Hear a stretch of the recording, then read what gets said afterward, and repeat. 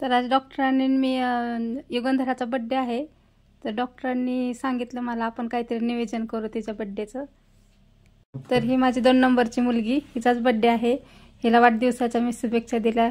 माझं क्यूट बाळ, ही थोरलं बाळ माझं मोठं, ही सुद्धा खूप क्यूट आणि छान गोड आहे.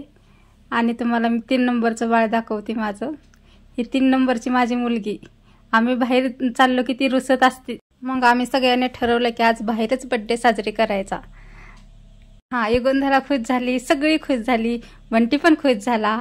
आता बंटीची फॅमिली आणि आम्ही मस्तपैकी हॉटेलमध्ये जाणार, युगंधराचा बड्डे साजरी करणार, सेलिब्रेशन करणार. मग दादा मावशीला त्यांच्या घेऊन जायचं ठरलं. सगळ्यांनी टाळ्या वाजवल्या. युगंधरा तोपर्यंत मस्तपैकी मॉडेलिंग लुक देत आहे, मॉडेलिंग करत आहे.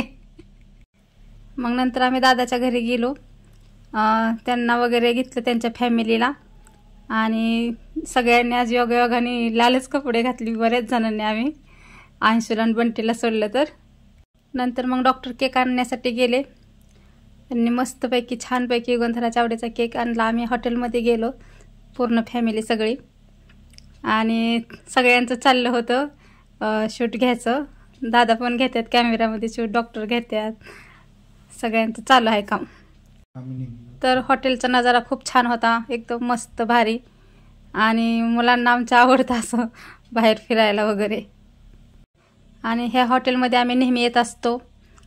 इथलं जेवणसुद्धा खूप छान आणि सुंदर असते, एकदम चवदार.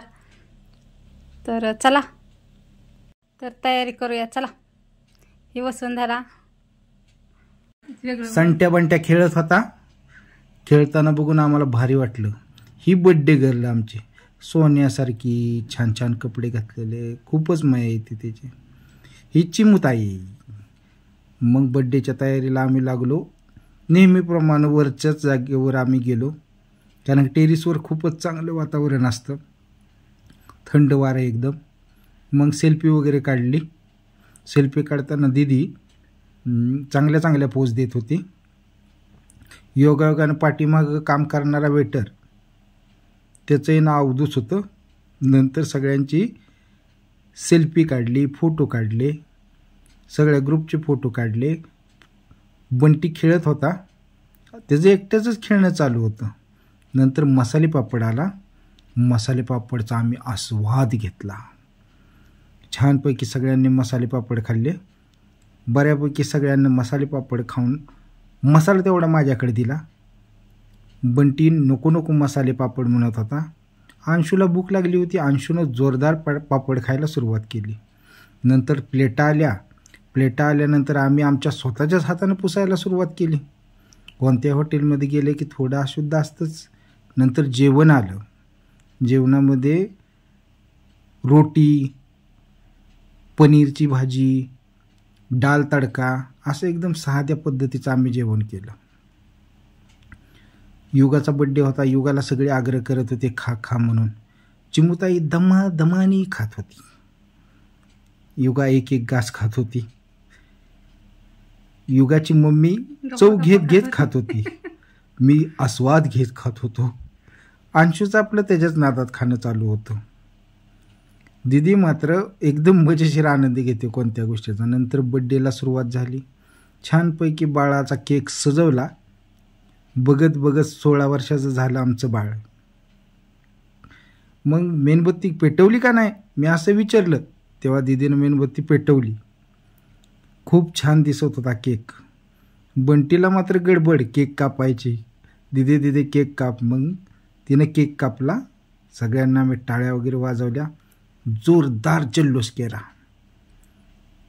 केकची एक बाईट काढली आणि तिला अंशूनं पहिल्यांदा घेतली आणि तिला चारली.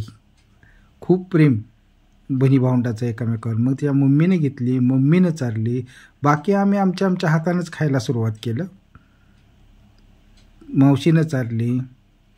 नंतर आम्ही दोघं भाऊभावांना आ कर म्हणलं मोठा, दोघांचं खावंच लागेल तुला. दीदीनं बी खायला दिलं तिला केक. अशा पद्धतीने जेवण झाल्यानंतर मग मोठ्या मोठ्या गप्पा आम्ही मारल्या. कोण काय करणार काय नाही ती. तर ही बिझनेसमॅन लोक एकत्र आले ना तर अशी मीटिंग भरतीच. तर ही सगळे आहेत ना ते आपापला बिझनेस घेऊन आलेले आहेत. कोणाला डॉक्टर बनायचे, कोणाला काय बनायचे.